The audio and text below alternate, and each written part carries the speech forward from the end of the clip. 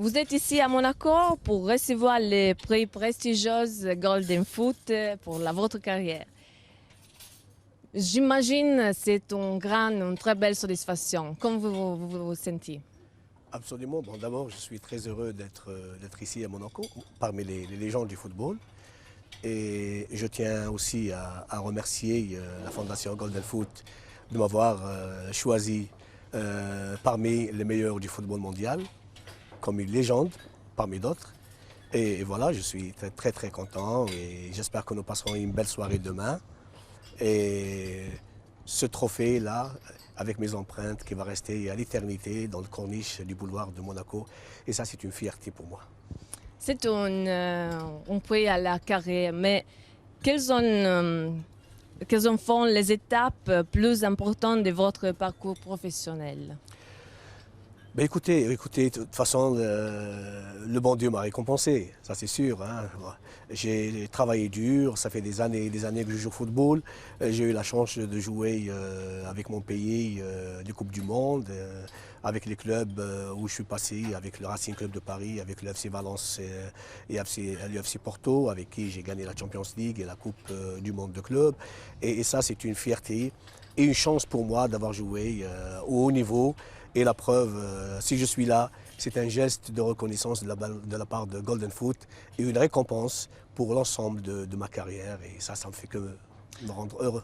Vous parlez du Coupe du Monde. Et bien sûr, je dois parler tout de suite de votre mythique but de talon. Racontez-moi. Ah ben là, ah ben c'est vrai que tout le monde se souvient de la fameuse talonnade, c'était en 87, la Champions League. C'était Ah, Champions League. la Champions League en 87 avec le FC Porto contre le Bayern de Munich. Et j'ai eu le privilège de marquer un but de la talonnade qui a donné la victoire au FC Porto et qui m'a fait champion d'Europe, le premier Africain à avoir gagné la Champions League. Et c'est un honneur pour moi, ça. C'est quelque chose de formidable. Mais pourquoi le talonnade? Pour le public, pour les fans ou pour vous? Non, c'était spontané, hein. C'était spontané. C'était spontané parce que la position où je me trouvais voulait qu'il faut que je marque le but du talent parce que je n'avais pas le temps de penser à contrôler. Si j'avais contrôlé le ballon, je ne marquerais jamais le but. Et la position, comme j'étais, dos au but, et le ballon est venu dans mes pieds, j'ai trouvé la seule chose, la seule solution, c'est de marquer de la talonnade. Et j'ai marqué de la talonnade et maintenant, tous les joueurs qui marquent de la talonnade ont dit la talonnade de la Bamadière. C'est devenu une marque déposée pour moi et c'est une fierté. Formidable. Ah oui, c'est magnifique. Parlez avec le Coupe du Monde 82. Oui. C'était en cette Coupe du Monde, il était un étrange match entre Allemagne et Autriche. Qu'est-ce que vous pensez? Oui, je me souviens très bien. Je me souviens très bien. À l'époque, l'Algérie, c'était la première Coupe du Monde que nous allons jouer. Et le premier match, nous avons gagné contre l'Allemagne 2-1. Et j'ai eu aussi le privilège de marquer un but aux Allemands. Et puis après, il y a eu le match scandaleux, truqué entre les Allemands et les Autrichiens pour éliminer l'Algérie, alors que nous avons terminé premier dans le groupe. Mais qu'est-ce que vous voulez, c'est ça le football. Je pense que depuis la FIFA a changé les règlements de Coupe du Monde, mais c'était vraiment trop tard. On aurait pu passer au premier tour, parce que l'Algérie méritait vraiment de passer le premier tour avec l'Allemagne, parce que l'Autriche n'avait rien fait dans cette Coupe du Monde. Qu'est-ce que vous faites après quelle Coupe du Monde? Votre carrière, comment continuer? Le plus normalement du monde, après 82, je suis parti au Racing de Paris. J'ai joué 2 années. Puis après, je suis parti au FC Porto en 85. J'ai joué 7 années avec le FC Porto. Et puis après, avec l'Algérie, j'ai joué la Coupe du Monde de 86. Mais c'est surtout avec le FC Porto, j'ai gagné beaucoup de titres, 4 Coupes de Portugal, 4 championnats, la Coupe intercontinentale, c'est la Coupe du Monde de club. Je n'ai pas eu la chance de gagner la Coupe du Monde avec mon pays, mais je l'ai gagnée avec le FC Porto. Et la Champions League aussi, et le Ballon d'Or africain, et tout ça, c'est des bons souvenirs. C'est des trophées que je garderai toute ma vie. Et parler du souvenir. Quel était le souvenir national soviétique, s'il y en avait un, de la nationale soviétique? Excusez-moi. Vous n'avez un souvenir de la nationale soviétique? Nationale soviétique. Ouais. C'est-à-dire l'équipe nationale, L'équipe nationale de l'Union soviétique. ouais. Ben, écoutez, moi, tout ce que je peux vous dire, c'est à l'époque, c'était une force. C'était une force sportive, pas seulement une force footballistique. À l'époque, l'Union soviétique avait des grands sportifs, et le football toujours au bon niveau. À l'époque de Blokhin, avant que l'Union soviétique se divise. Et voilà, le monde a changé. L'Union soviétique est coupée en 1000 morceaux. Et maintenant, on voit l'Ukraine, la Russie et d'autres pays aussi. Qu'est-ce que vous pensez de le foot africain aujourd'hui?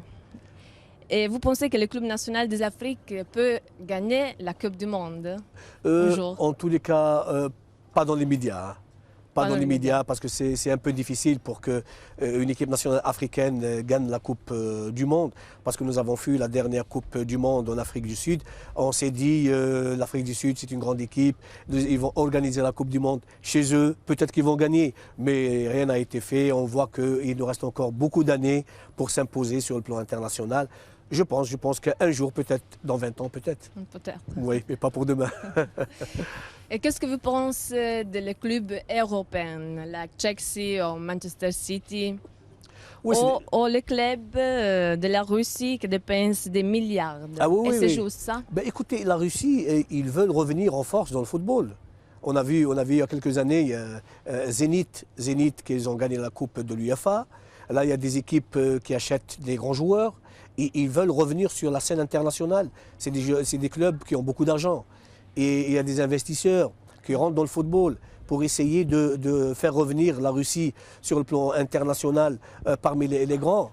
Et bien sûr, parce que là, on voit tous les ans, on voit que les mêmes équipes. On voit à la Champions League, on voit Barcelone, on voit Real Madrid, on voit Manchester, on voit Chelsea, Liverpool. Bon, Liverpool, ça fait des années qu'ils ne sont pas présents, mais c'est toujours les mêmes qu'on voit, c'est toujours les mêmes. Porto, un petit peu Benfica, Bayern de Munich. Mais je pense que dans quelques années, il va y avoir un petit changement parce que la Russie, elle vient doucement, mais sûrement.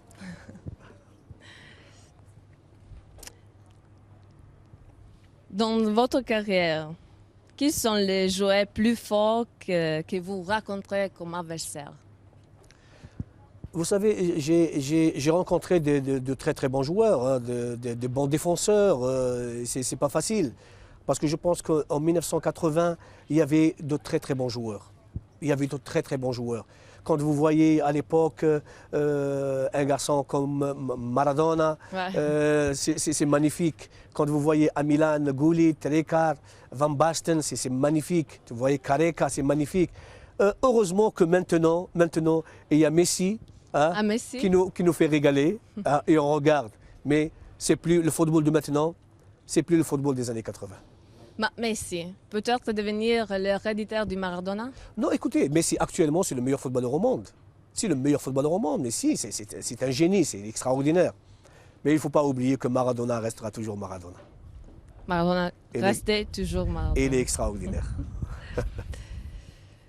Parmi les joueurs actuellement en activité, qui rassemblez-vous et qui vous en Algérie?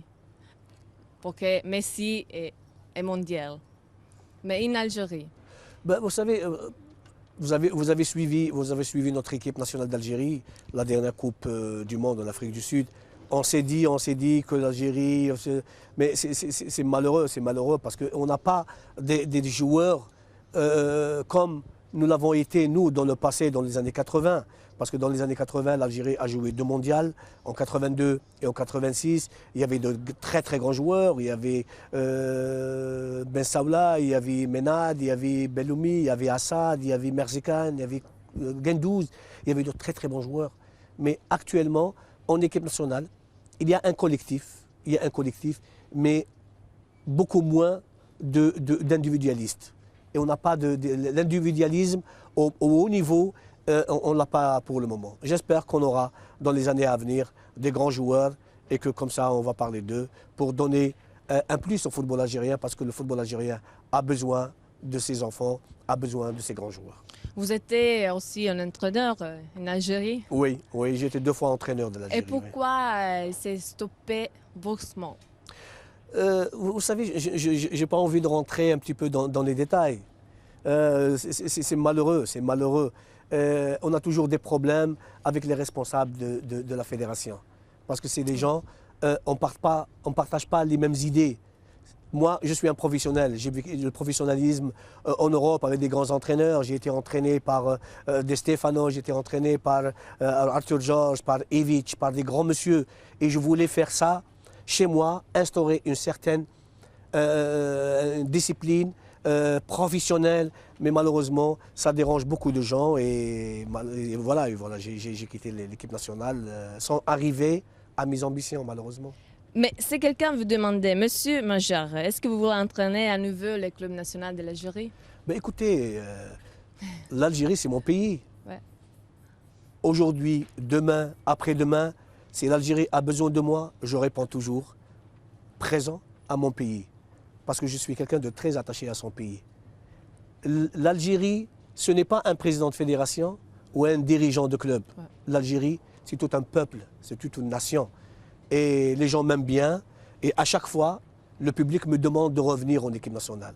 Mais non seulement, peut-être je reviendrai un jour, mais je reviendrai un jour à la tête du football algérien, c'est-à-dire comme président de la Fédération algérienne de football, et dans peu de temps, si Dieu le veut. C'est de le voir. Voilà. Mais parler d'entraîneur, le meilleur dans le monde. Le meilleur, moi personnellement, c'est un avis, hein, c'est un avis. Moi, je ne suis pas d'accord avec les gens qui disent cet entraîneur, c'est le meilleur. C'est un grand entraîneur. Moi, je ne raisonne pas comme ça. Moi, je dis, c'est un grand entraîneur avec un grand nom. Équipe, ouais. Parce qu'un grand entraîneur, il ne perd pas de match. Si tu es un grand entraîneur, tu ne peux pas perdre de match. Mais les grands entraîneurs, ils perdent des matchs. Quand on voit, on dit Mourinho, un grand entraîneur. Il a perdu contre Levante, 1-0. Ouais. On dit Arsène Wenger, grand entraîneur. Il a perdu 8-0 contre Manchester, le championnat. On dit, mais c'est comme ça. Mais un entraîneur peut gagner, il peut perdre. Mais je dirais que Mourinho, il connaît bien son métier d'entraîneur. Il a des qualités, tout comme Guardiola, tout comme Arsène Wenger, tout comme, comment s'appelle l'entraîneur de Ferguson, de Manchester United. C'est des grands qui connaissent leur métier. Mais moi, je ne dis jamais que ça, c'est un grand. Je dis ça, c'est un grand avec son nom, pas avec ses qualités. Parce que les qualités, elles existent aujourd'hui et demain, elles n'existent pas. Tu peux gagner et tu peux perdre. Ouais. C'est ça le football. Je vous remercie beaucoup et je voudrais terminer avec... je voudrais ouvrir l'étoile des rêves du Major. Qu'est-ce que tu trouves là? Mon rêve? Yeah, ouais. Ben écoutez, je pense mes rêves à moi, ils sont derrière moi. C'est toute une carrière. Je voulais gagner ma carrière de footballeur. Je voulais rester parmi les grands et le bon Dieu m'a beaucoup aidé. Et j'ai donné à fond. Je voulais réussir, arriver au top.